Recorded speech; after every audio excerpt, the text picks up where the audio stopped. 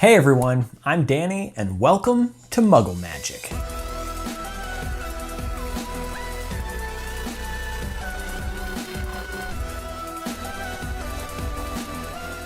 I watched The Crimes of Grindelwald on Friday night and it was amazing.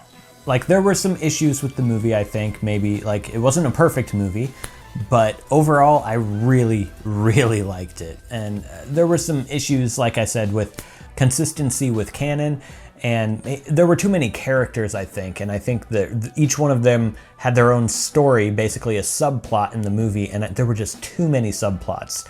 So I think maybe if they had simplified it a bit, it would have worked a little bit better. All those subplots would be fine if this was a novel, but it's not. It's a movie, and you need to kind of simplify it because you only got 2 hours to tell this story. But regardless, I really liked it. And if you guys want to see my full thoughts on this movie, as well as some theories and things like that, let me know, and I will make that video gladly, because I really want to talk about this. But that's not what I'm doing today. Today, we're going to be making the MACUSA ID card. And we didn't see this in The Crimes of Grindelwald. Spoilers, I guess. We did see this in the first Fantastic Beasts movie. I tried to make this as close to the actual movie prop as possible, but if you make this, maybe you can take it to the theater and get like a free popcorn or something if you flash your MACUSA badge. I don't know, probably not, but it's worth a try. Just say, hey, give me some popcorn, and then when they ask you for the money, just flash your MACUSA badge and say, no, I'm MACUSA. I mean, it probably won't work. Now that I think that's not gonna work, but do it anyways. I want to know what happens if you do that. Anyway, go ahead and check out the description box below for a list of supplies you're gonna need to make this DIY, as well as the free downloadable templates, and let's get started. First, you want to print out the templates, and I printed mine on 11 by 17 paper, and these are single-sided. Usually I do double-sided, but for this project, the way I want to do it, I'm doing single-sided prints. If you're printing on 8.5 by 11 paper or A4 paper, then they're going to come out a bit smaller. They're going to be about an inch or so shorter, which is going to bring this in a little bit here too. So you're going to have a smaller ID. So I definitely recommend printing on the full 11 by 17 paper. And if your printer can't handle that, you can have it printed somewhere. Or if you're looking to upgrade your printer, I printed mine at home. So all the templates you're seeing in this video were printed on my home printer on 11 by 17 paper. It can print on this large scale. It is an inkjet printer rather than a laser printer, but it's really good for the cost. Like, I looked for a laser printer that could do 11 by 17 paper in color, and wow, it's just so expensive. So I went with an inkjet printer just because it was just too expensive to buy anything other than that. So if I want to print on a laser printer, I usually have that printed somewhere like Staples or some printing service. Anyways, if you want to know about my printer, there's a link in the description box below. So what we want to do first is cut these out. We're going to cut out, basically, cut the white off of all of the from around the templates. Normally I would clip these together, but since it's only 2 sheets of paper, I think I can do this just without clipping them together. So you can cut these out however you want. I love to use a ruler and X-Acto knife because it's just so precise, and I make sure I know exactly where the cuts are going to be made. So I'm just going to cut the top.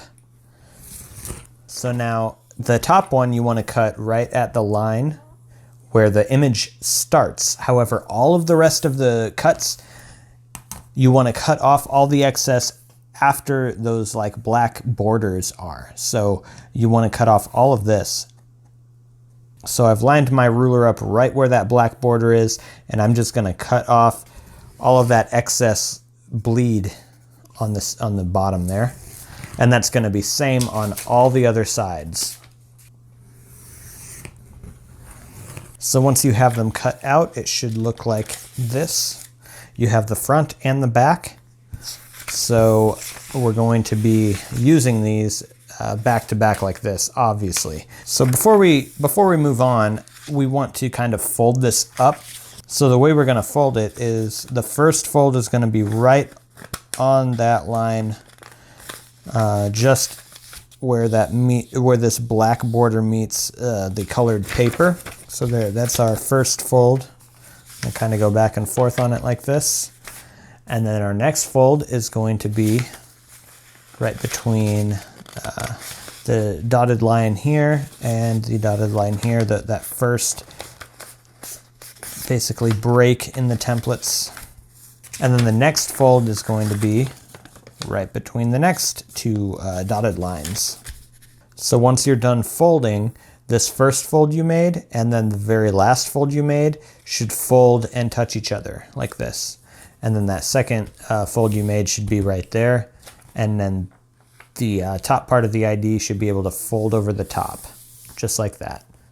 So that's what your folds should look like.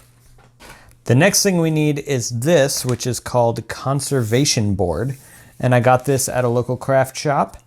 It's just a thick black board, which we're going to use to thicken our IDs. And this is actually going to make them much better quality. And this is the same idea as what I did with the chocolate frog cards, if you saw that tutorial. If you take a pencil or a pen, by using our template, we're just going to measure this out. And you want to leave maybe about, let me see, about maybe a 1/4 inch or so. You want each one of these pieces of board to be about a 1/4 inch shorter than it would actually be to fit like this whole piece right here. You want it to be about a 1/4 inch shorter than this. We'll go ahead and measure about a 1/4 inch back from that fold line that we made. And we're gonna want a piece of this board for each one of these. So we're gonna need 4 pieces that are exactly the same size. So if I measure this, it is 2.5 inches. So I'm just gonna measure over another 2.5 inches and make a mark. I'm gonna do the same at the bottom. I'm gonna measure over another 2.5 inches here. Make a mark. So that would be 3. Let's go 1 more. So now I've made my marks on here. I don't know how easy that is to see in the camera.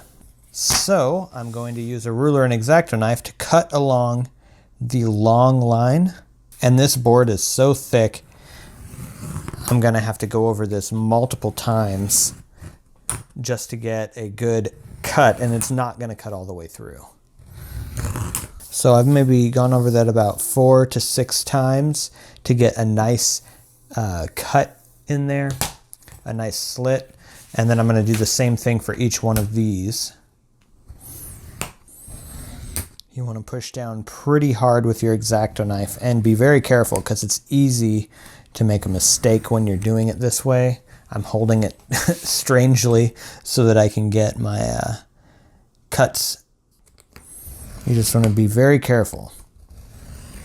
Okay, there. So now I have made all of my initial cuts on here, and they didn't cut all the way through the poster board. If we look at the other side, well, this one on the side kind of went pretty far through, but the rest of them didn't.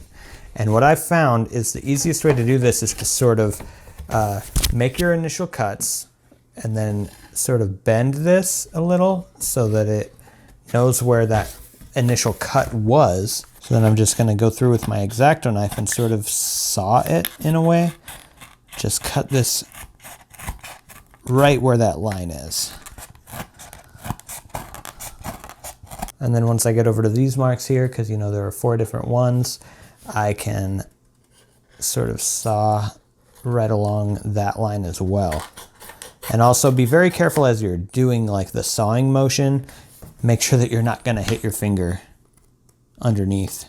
So then you should have a card about this size that looks about like this. It can get a little rugged along the edges here. I think that's fine. I'm fine with that because this is supposed to look like an old vintage looking card anyways. But if you want yours to look perfect, you can clean those up. Now, once you have all 4 of your pieces of board cut out, now Actually, with these pieces of board, I got these because it just made my process easier. You could use like old cardboard from an old notebook or something like I did with the chocolate frog cards, and then just color around the edges and then the sides of it with a black marker.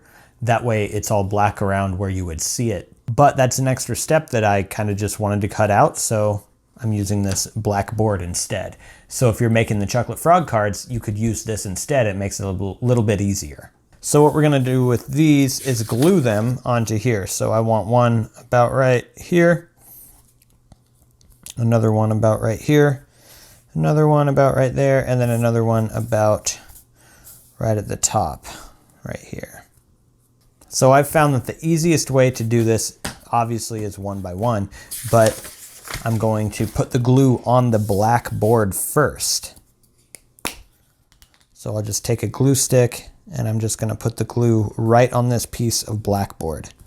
I'm just gonna color basically the whole entire top of it with glue. And then I can take it and line it up with the bottom of my template like this and glue it down. And then the next thing I want to do is take the back part and glue it on the reverse side of that piece of black board.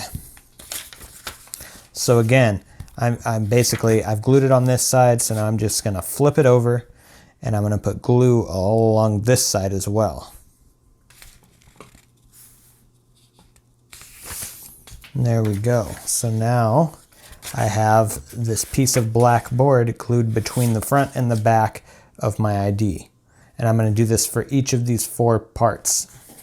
So you center these. They're a bit smaller. Like I said, we cut off about a 1/4 inch extra of them. So they're a bit smaller to fit the actual entire part that's folded. So you want to leave a little bit of extra room on this side of the fold and a little bit of extra room on that side of the fold. And now we can glue the top part on it as well, the back part, I'm sorry. And then you can put a little bit of glue in between as well, like here and here. And then we'll just fold this over and glue it down. And we're just gonna continue doing this until we've glued all 4 parts down. We have the main part of the ID all glued together. So we have the front and the back, and it should fold up like this pretty nicely. And then it should fall open. So the reason I did this was to make it a bit more sturdy. And then also, if you watch the movie, when Tina first shows Newt her ID, she opens it up and then it just falls open like that. And that does not happen with regular paper or even cardstock. So you have to have some weight in there. So that's why I did this. But if you're referencing the movie as well, it has a metal case. And I don't have any way to like engrave into metal. I wish that I had something that could do that, but I don't. So I've made a metal case template, and this is on the heaviest cardstock you can find is what you want. So we're just going to cut this out. There, now I tried to make this look as much like a metal as I could.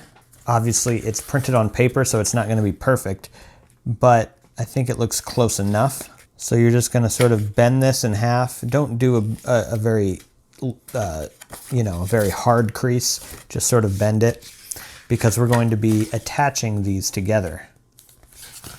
So you're going to want to glue this to this part, and then you're going to want to glue this back part onto this part. So, I mean, at this point, really, if you have a better idea on what you could do for a cover, go for it. You have this inner ID you can do whatever you want with, but this is how I did it. Before we glue it though, we want to round the corners, so I'm just going to use my corner rounder to do this. You can also go ahead and round the corners on the very top part of the ID as well. So now, as you can see, I have folded the ID inside of this cover like this, made sure that it lined up, and then we just glue it in. So I've glued this top part into the top part of this ID cover, and then I've also glued the bottom part onto the bottom of this ID cover. So it should fold in like this and like that. So if you were showing it to anybody, you could open it up and then let it open like this on its own, and it just kind of drops open, just like Tina's did in Fantastic Beasts. If you'd like to win the badge that I made in this video today, actually you won't be winning the badge that I made in this video specifically, because that's all my information and my photo and stuff. But I will customize the winner's template so that it'll have their photo and their information. And yeah, that's what you'll get. You'll get a completely customized MACUSA ID badge. If this is something you're interested in, there is a giveaway link in the description box below. Down there, you're also gonna find a giveaway for my 40K giveaway, which is a Muggle Magic mystery box. It contains 7 mystery items, 2 of which have not been released on my channel, and I will not release them until the box is won and received. I also have a Hufflepuff Geek Gear Wizardry box that I got in September. I'm also giving that away. That's in the description box below as well. Speaking of giveaways, I have 2 giveaway winners to announce in this video. We have the floating candles giveaway, and this was a decoration that I made for my Harry Potter party, and these are built to last out of PVC pipe rather than toilet paper rolls. And the winner is Rosie J. On top of that, I have a giveaway for Newt Scamander's Mappamundi, and this is the map from his suitcase in the original Fantastic Beasts movie. And the winner to that giveaway is Rachel Woodard. Congratulations to both of you, and I have sent you emails with instructions on how you can claim your prize. Remember, I get a lot of ideas for these DIYs that I do from your comments. So if you have an idea for something that you want to see me do in the future, definitely leave a comment below and let me know. If you're interested in seeing more DIY videos having to do with Harry Potter and more, go ahead and subscribe to my channel if you're not already. All right, that's it for today. Thank you so much for watching, and I'll see you in the next video.